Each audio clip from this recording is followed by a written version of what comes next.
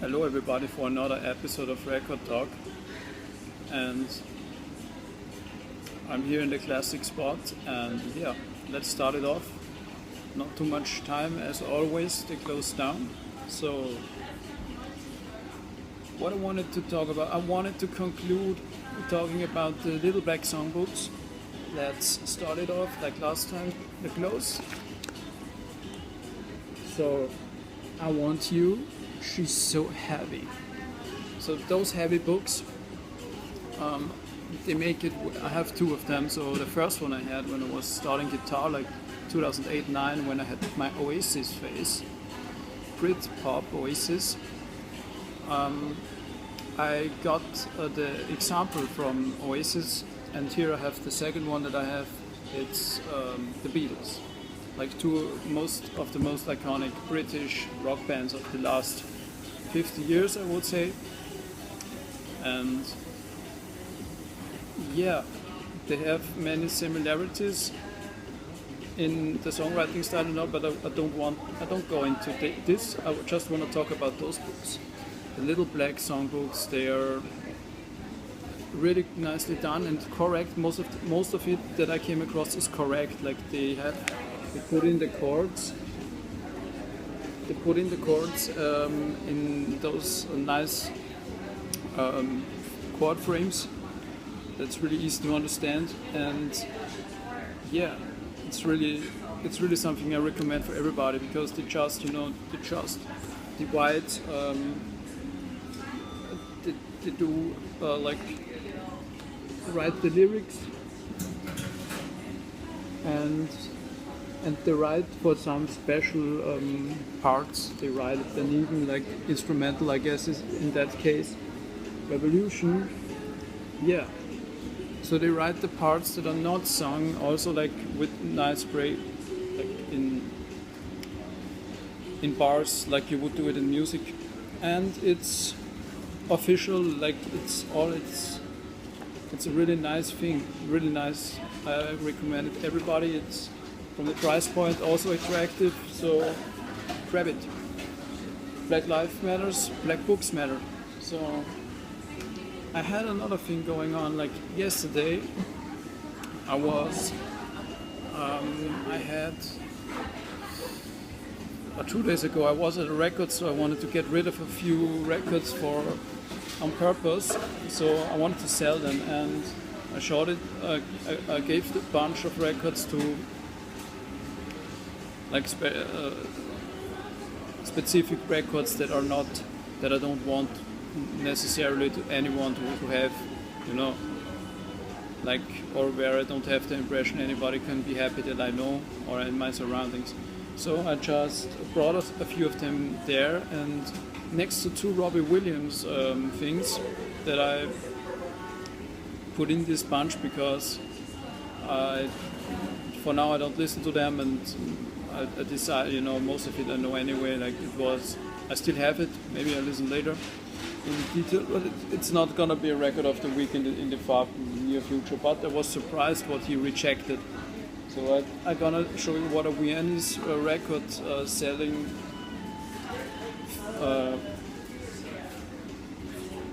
salesman will reject, and it's new stuff. So I'm gonna go quick and tell you a few words to each of those records.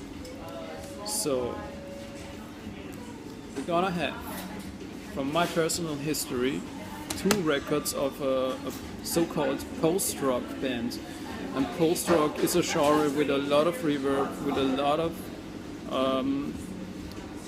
it's kind of alternative rock music that's drenched in reverb and this kind of effects on the one side and the other side, and really artistic art approached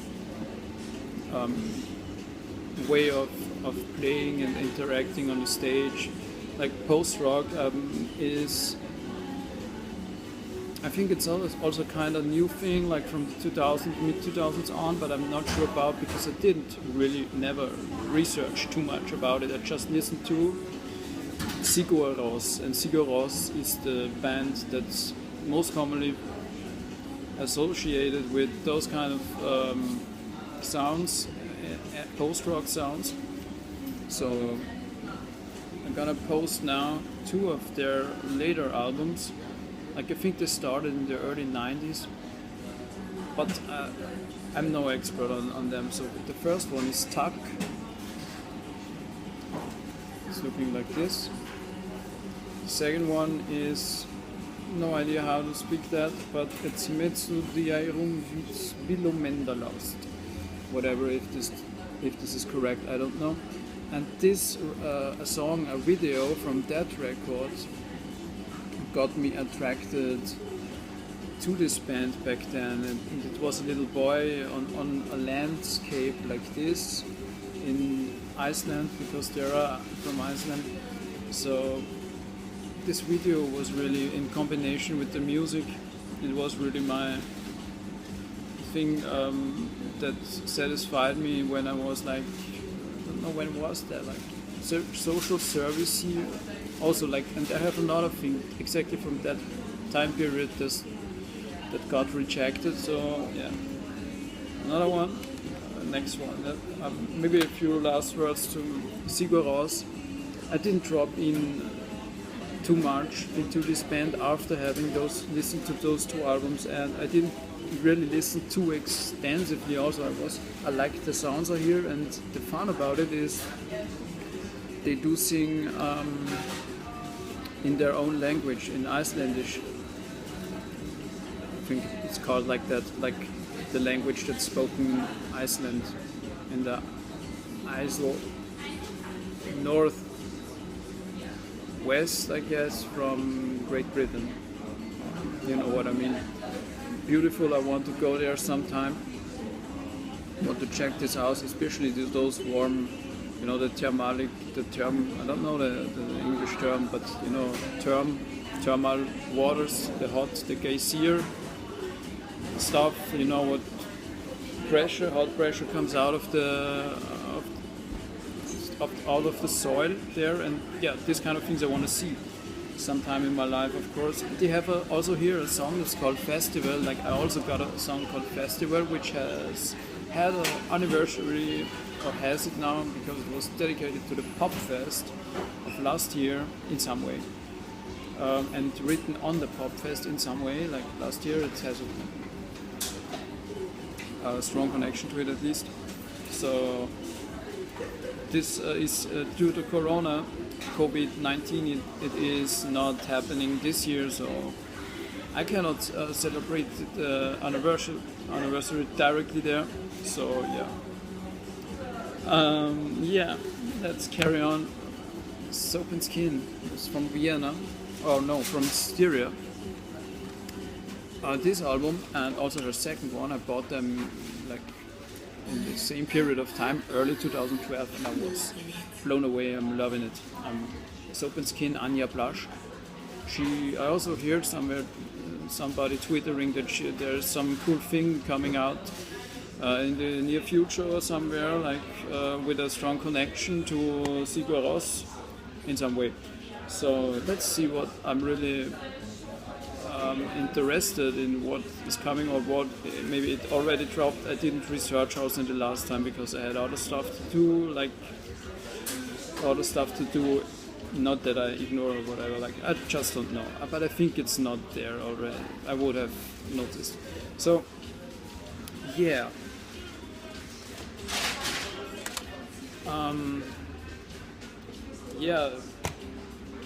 then I wanted to show, like, I gave him a bunch of things, you know, like 2 on a Coleman things, like the golden circle. I don't need them anymore, and it's good, and somebody will be happy. But you know, a few other things. Sometimes you have to let things go. Like one of my favorite, or at least a team that I like in the NFL, and today, happily, they decided to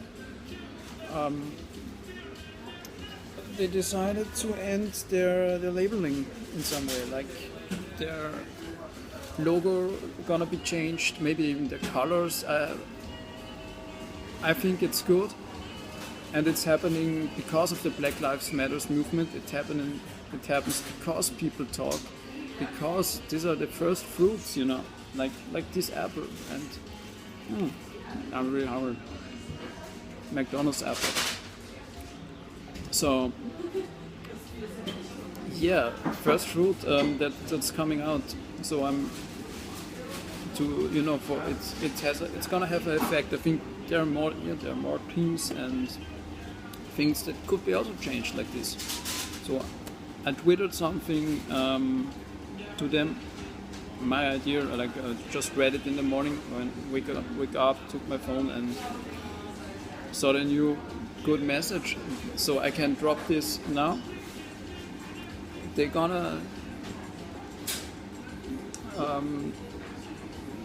should consider what I dropped there.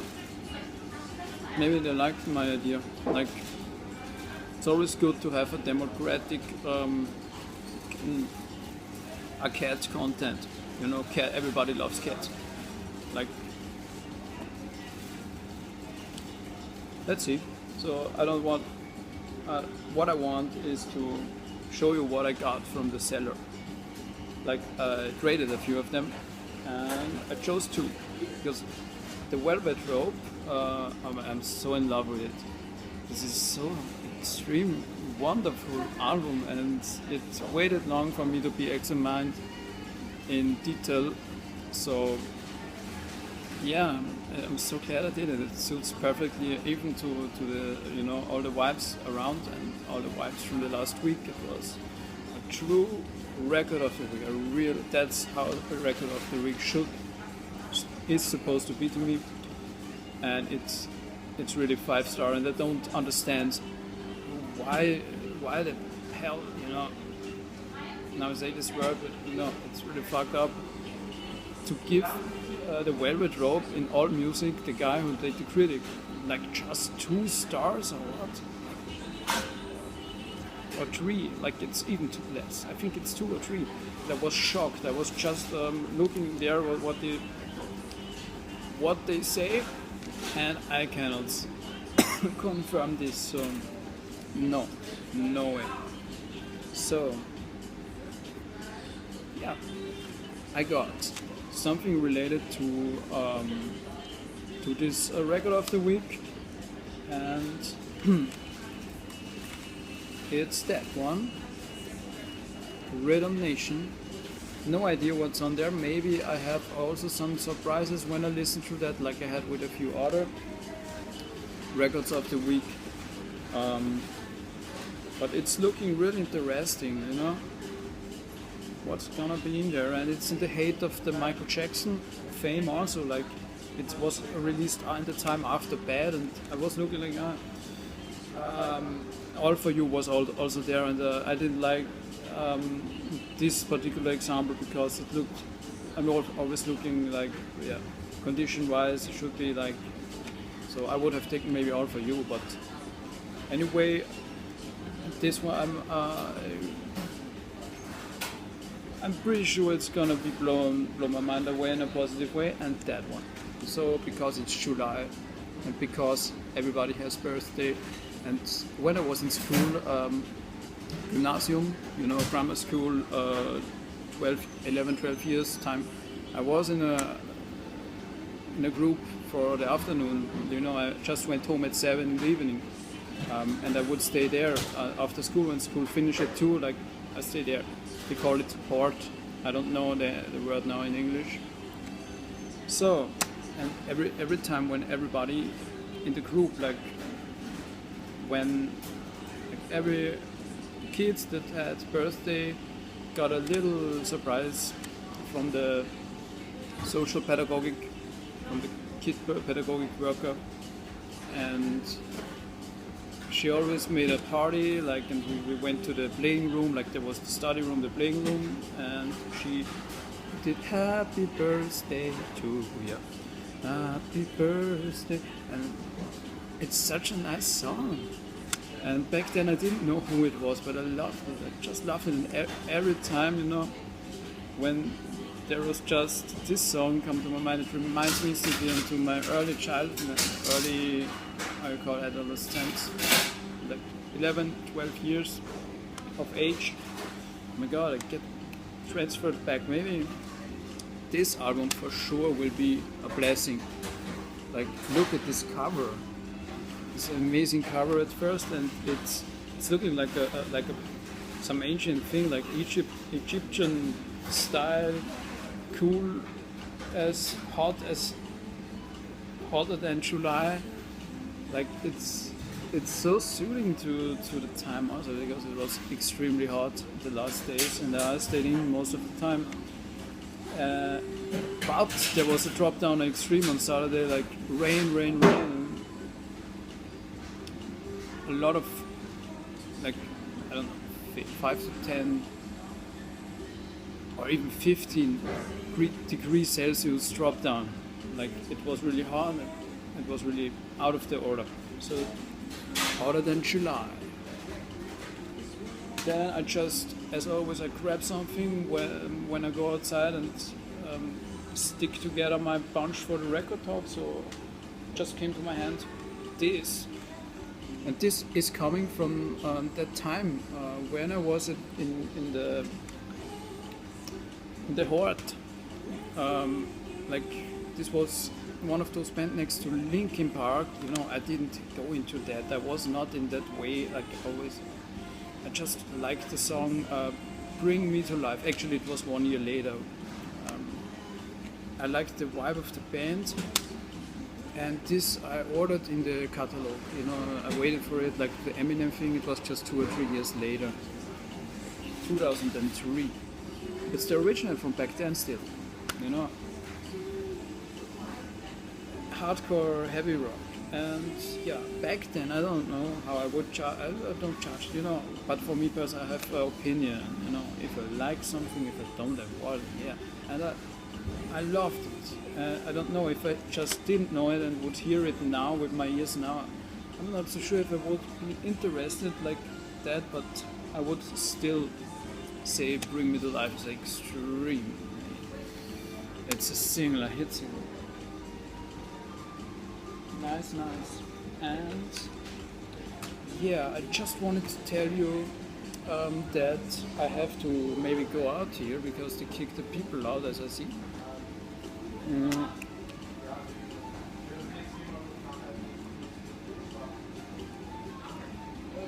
Just wanted to tell you a little bit about my releasing idea.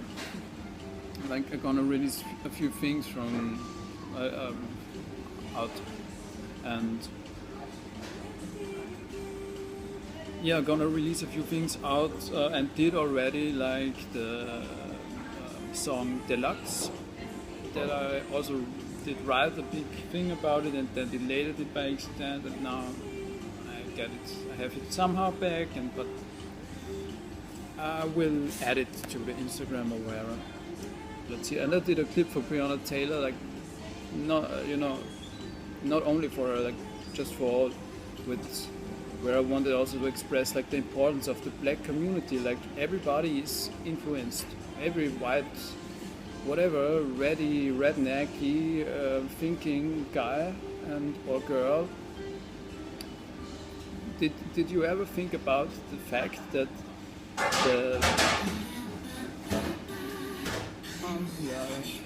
that your mother only loved your father? Maybe because he made it into really black beats in a discotheque that otherwise wouldn't be existing, maybe if there wasn't some black influence in the music.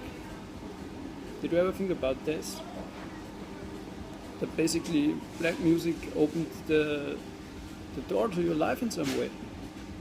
Because, you know, black music is about rhythm, it's about groove, it's about movement, it's about happiness. It's not strict like white or whatever. I cannot divide it in that way, because what I just want to point out that the black community does a service in an extreme high way without even noticing, you know. I just finished this video. I have to finish. If I don't finish, I can't go, you know. No, you have to go on, please. So I have to go out. Yeah, I'm gonna finish. You know, I grab my stuff and go. So yeah, I did a little too long today. So what I want to say, the importance of Black Lives is most of you that don't understand what's going on and don't support or whatever, or not yet, just do not think about it. And this looks like this to me. So think about it, and you will see we all need each other. Like an apple needs the water.